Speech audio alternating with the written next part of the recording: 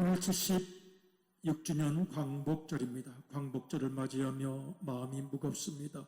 큰 애국자가 못 되었어요.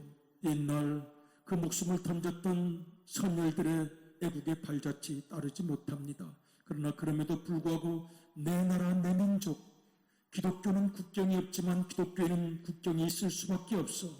이 민족을 생각하면 마음이 저려오고 안타까울 때가 많습니다. 하나님 어떻게 합니까? 이 나라 정치, 경제, 문화, 사회, 과학, 코로나로 말미암아 시달리는 이 민족을 주님께서 책임져 주옵소서 기도하는 마음입니다. 시편 33편 그 기도가 바로 우리의 기도예요. 하나님의 기업으로 선택된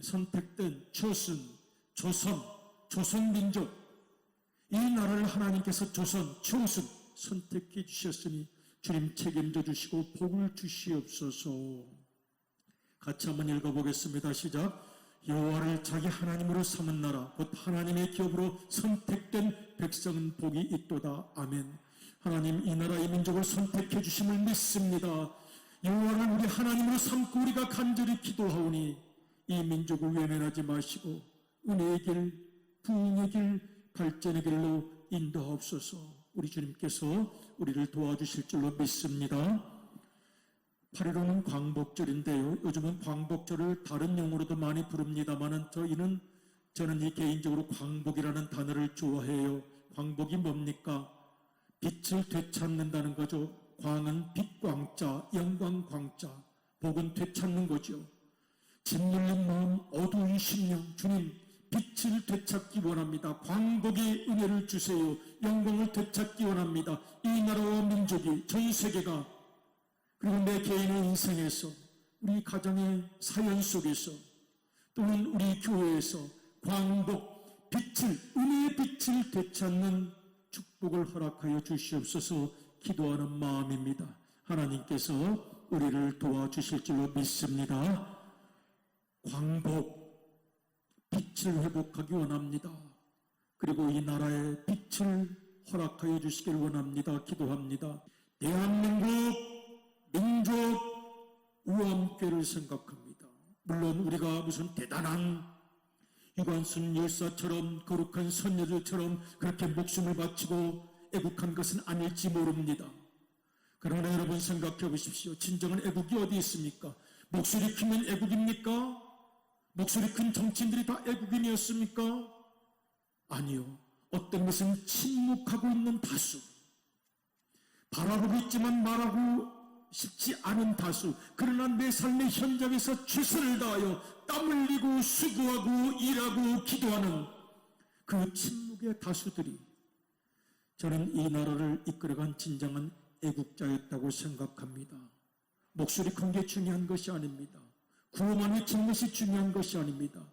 내 삶의 현장에서 땀 흘리고 수고하고 일했던 우리 모두 민족과 함께 역사와 함께 울고 함께 웃으며 그 모든 세월을 헤쳐왔던 우리의 기도와 헌신이 저는 진정한 애국이라고 생각합니다. 그러므로 우리가 감히 당당하게 말할 수 있습니다. 대한민국 민족 우암교라고 말할 수가 있는 줄로 압니다. 그러니 여러분 자부심을 가지시길 바랍니다. 누가 물어보시거든 어느 교회 다니시냐고 물어보시거든 나는 대한민국 민족 우암교회 교인입니다. 내가 생명이나 목숨이라는 걸 다 바치진 못했다 할지라도 내 영혼 깊은 곳 속에 나라를 위해서 기도했고 성실하게 살았고 땀 흘리며 살았고 이 나라를 하나님께서 보호해 주시기를 위해 기도했으니 나는 대한민국 민족 우암교회 교인이라고 여러분 당당하게 말할 수 있기를 축복합니다. 한번 따라서 해보시라. 대한민국 민족 우암교인입니다. 그 자부심으로 그 진실로 우리가 더욱 뜨겁게 기도하기를 원합니다. 여러분 우리가 이 땅을 바라보면서 정치적으로 여러 가지 많은 현안이 있을 때 다윗의 리더십을 생각하게 될 때가 많습니다. 오늘 성경 말씀을 보면 다윗의 리더십이 나타나는데요. 깊이 한번 배우고 싶은 것이 있습니다. 제가 잠깐 그 스토리를 이야기를 해드리겠습니다. 사무엘상 20장 21장, 22장에 나타나는 말씀인데 지금 다윗이 사울 왕에 의해서 박해를 받고 지금 쫓김을 당하게 됩니다. 사울 왕은 참 아쉬운 사람입니다. 양심이 역사한 사람이었습니다. 여러분 성경을 보면 사울 왕도 성령 충만해서 은혜를 받아서 입신 상태에 이르렀다고 나옵니다. 그런데 그것은 한갓 지나가는 피상적인 현상에 불과했습니다. 인격화되지를 못하고 내면화되지를 못했습니다. 이 기본적인 가치관의 혁명이 일어나지를 않았습니다. 그러니 은혜 받은 척, 성령 받은 척은 할 수 있지만 인격의 변화가 없으니 아무것도 달라진 게 없었습니다. 사울은 평생 사람만 바라본 사람입니다. 하나님이 보이지 않았습니다. 사람만 보였습니다. 그 사람을 미워하면서 그의 인생을 탕진했던 사람이었습니다. 여러분이 사울이 다윗이 없었다면 어떻게 살았을까요? 그는 누군가 원수를 만들어야 마음이 편해지는 사람이에요. 자기의 정서 불안정, 이거를 누구를 공격하면서 풀어냈던 사람이었습니다. 사울 정말 안타까운 사람입니다. 다윗을 그렇게 쫓아다니면서 자기의 정서적인 불안, 신앙의 문제점, 그것으로 대신 핑계를 돌리는 그의 인생 앞에 다윗이 너무나도 시달렸습니다. 피신을 하는데 노비라는 곳으로 갑니다. 거기는 제사장들이 많이 모여있는 제사장들의 성읍입니다. 3일 동안 밥을 먹지 못하니까 너무 배가 고팠습니다. 그래서 너무 급하니까 성전을 찾아갔죠.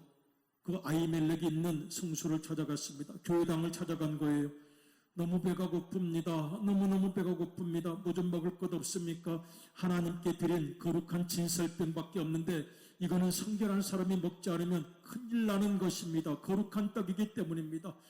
저희 성결하게 살고 싶습니다. 성결하게 살았습니다. 사람이 죽어갑니다. 좀 도와주십시오라고 말을 하니 아히멜렉이 하나님께 바친 진설병을 다윗에게 주었습니다. 같이 왔던 동료들에게 주었습니다. 정말 너무나도 힘든 순간에 은혜의 선물이 되었습니다. 다윗이 또 묻습니다. 광야를 다니다 보니까 무기도 필요한데 아무것도 가지고 나온 게 없습니다. 우리가 마침 당신 옛날 골리앗 죽였잖아요. 그렇습니다. 골리앗이 가지고 있던 그 칼 우리가 보관하고 있는데 이거 원래 당신 겁니다. 가지고 가겠습니까? 주십시오. 필요합니다. 그리고 나오게 되는데 그것을 엿본 사람이 하나 있었어요. 에돔 사람 도액이라는 사람이었습니다. 에돔 출신인데도 사울 왕에게 충성했던 목자장이었습니다. 다윗이 마음이 덕퍽했을 거예요. 서로 눈이 마주쳤겠죠. 또 도액인데 도액 저 친구가 사울 왕에게 고자질할까? 고자질 안 하겠지. 고자질할 것 같은데 마음이 두려웠습니다. 그리고 생각했겠죠. 고자질 하더라도 괜찮아. 왜? 내가 무슨 죄 지은 게 아니잖아. 그리고 설마 제사장인데 무슨 일이 있겠어? 건드리지 않겠지.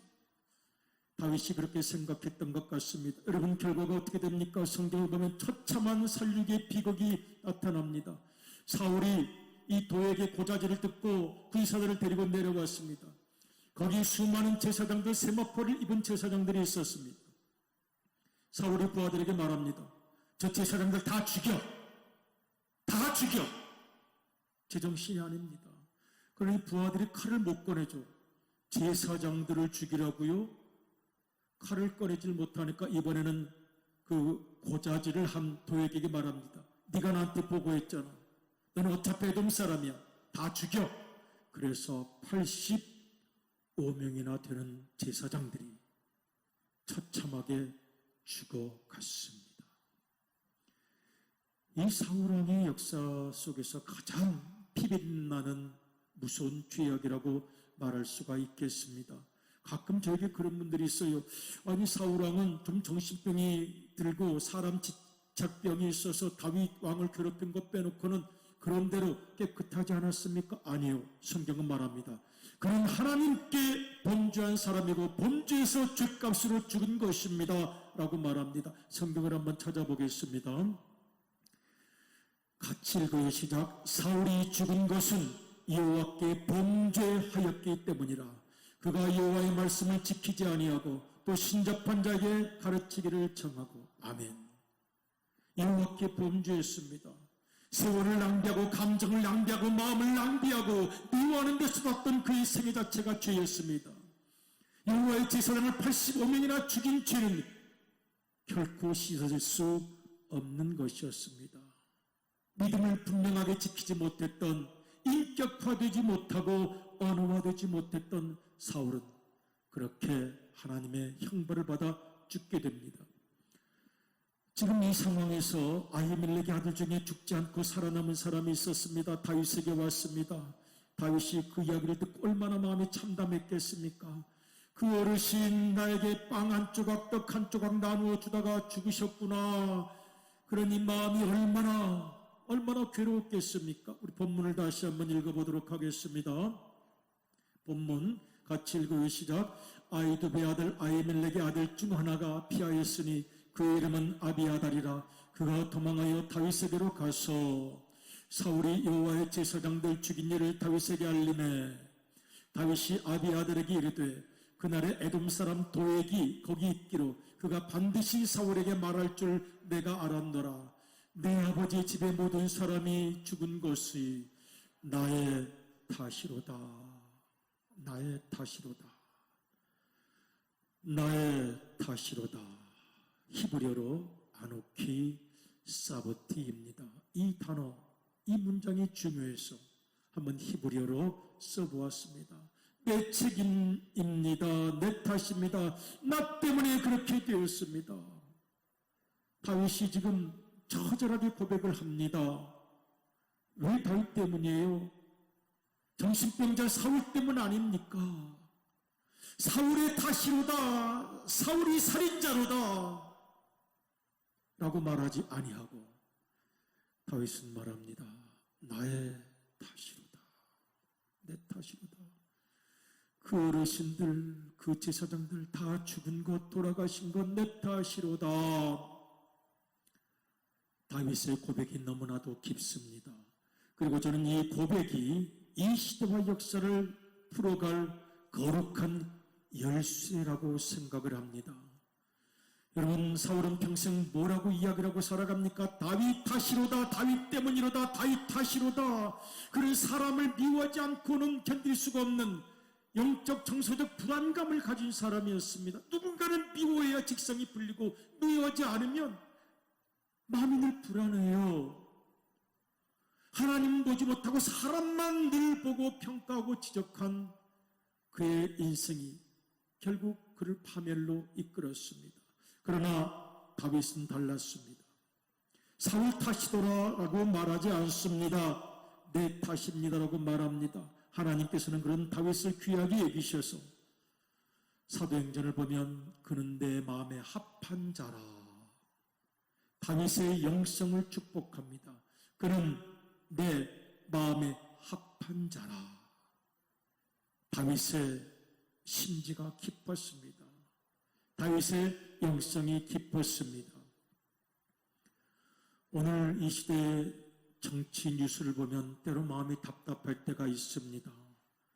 야와 야로 나누어져서 너무 적대적입니다. 가끔 묻고 싶어요. 아니 그렇게 백성들의 마음을 산산조각으로 갈갈이 찢어서 그 표 몇 개 받아서 권력을 잡으면 뭘 어떻게 하시려고 그러십니까? 그 편 들어서 이 편 들어서 그 표 몇 개 받아서 또 뭘 갈갈이 찢어 놓으시겠습니까? 어떻게 하시려고 그러십니까?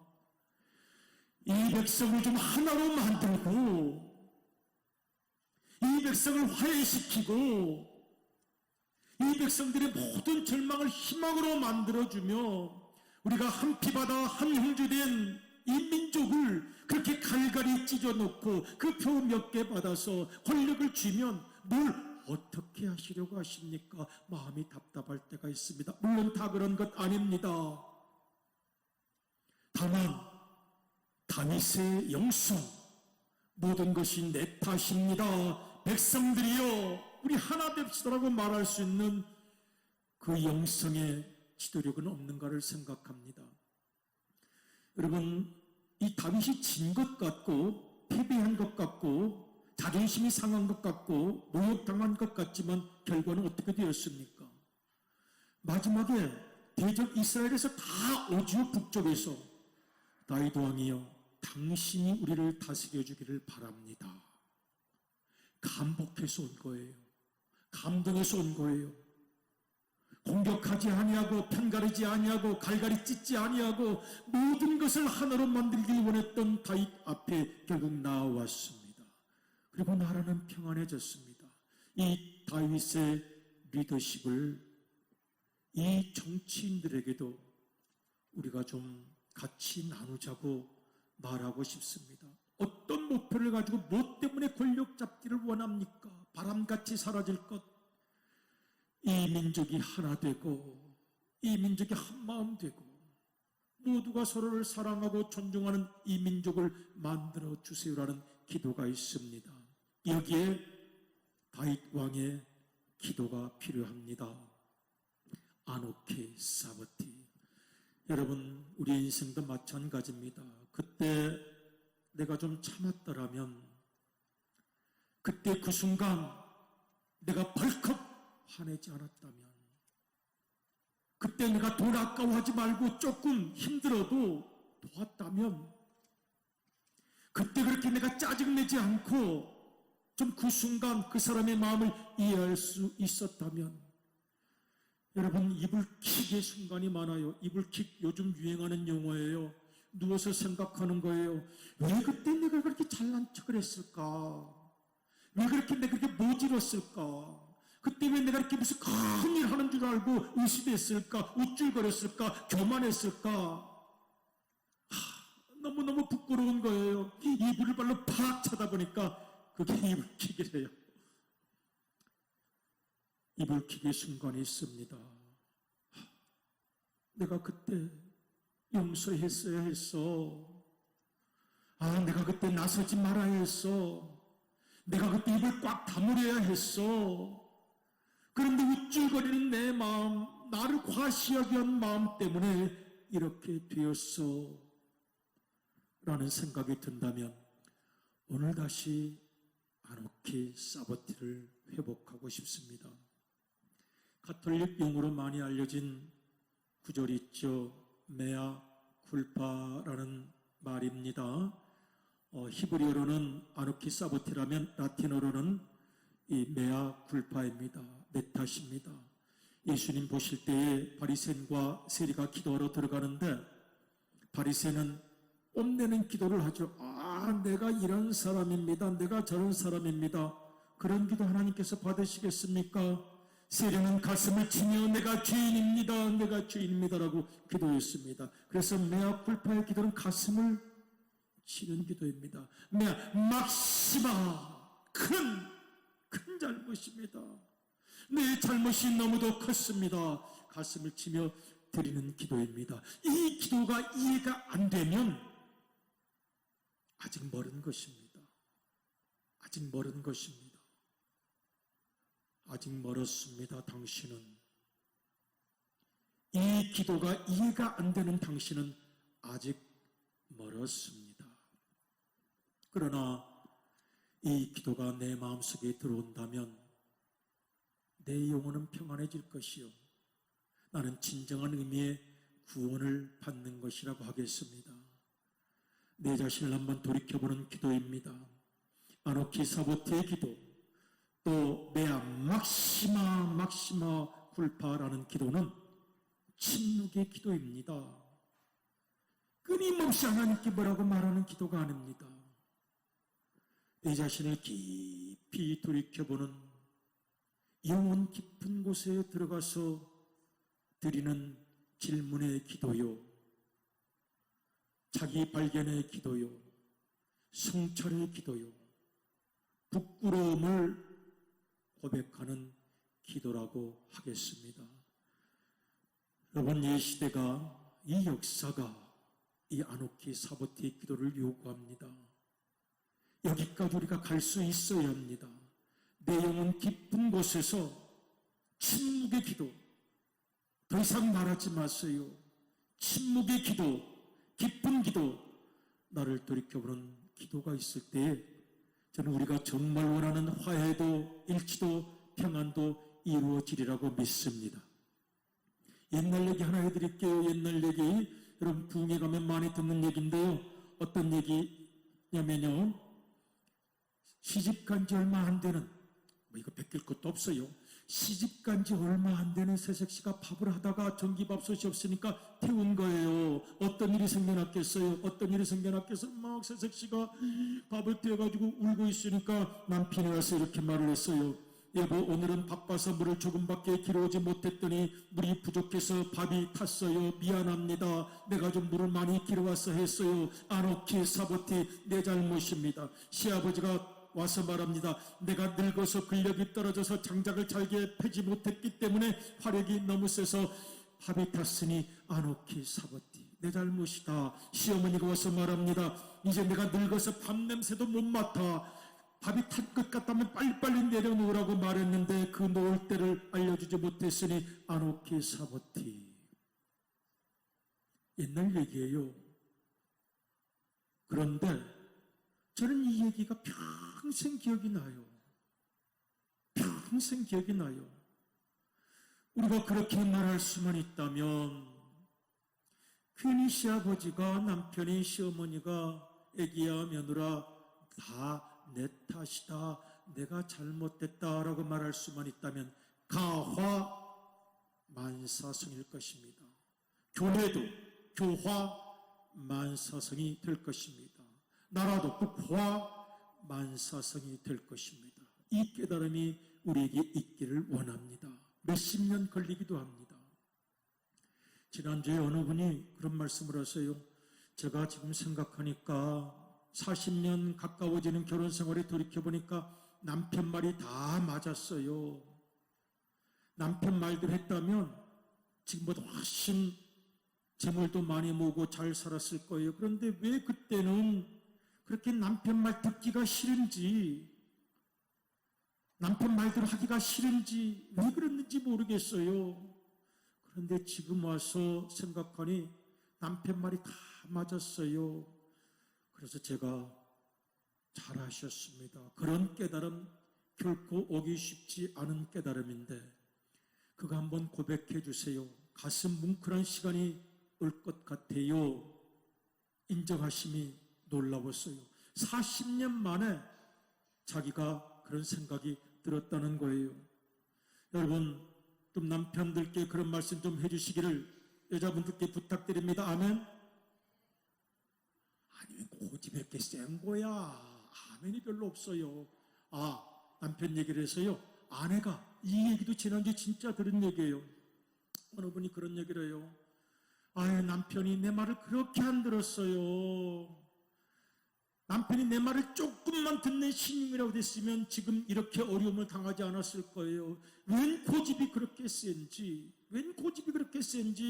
그냥 자기 뜻대로 하고 내 말을 안 듣더니 지금 이렇게 어려움을 당하게 되었잖아요.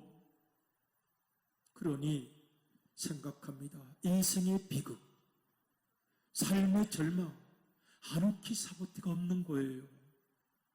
한번 저는 이 남편과 아내가 40년이 지나든 50년이 지나든 아노키 사보티 그렇게 한번 고백했으면 좋겠어요. 미안합니다. 당신에게 미안합니다. 내가 잘못했습니다. 내 잘못이었습니다. 라고 고백한다면 우리에게 새로운 소망도 이루어질 줄로 믿습니다. 이 나라와 민족도 마찬가지입니다. 교회도 마찬가지입니다. 이 고백이 이해가 되신다면 우리는 새로운 가능성이 있는 것이라고 하겠습니다. 그러므로 이 아침 우리가 기도합니다. 한번 기도의 제목, 주님 아노키 사보티라고 고백하면서 한번 기도를 드렸으면 좋겠습니다. 아노키, 한번 고백해 보시고, 아노키 사보티. 네, 주님부터 같이 한번 읽어보겠습니다. 시작. 주님, 모든 것이 내 탓입니다. 주님, 제가 달라지겠습니다. 도우소서. 아멘, 아멘. 오늘 우리가 함께 찬양하시면서 기도하실 때 이 거룩한 결단이 있기를 바랍니다. 오늘 여러분의 만남 속에서 이 한 주간 감동의 대화, 평생의 가슴에 응어리진 문제가 해결되는 거룩한 대화가 있기를 바랍니다.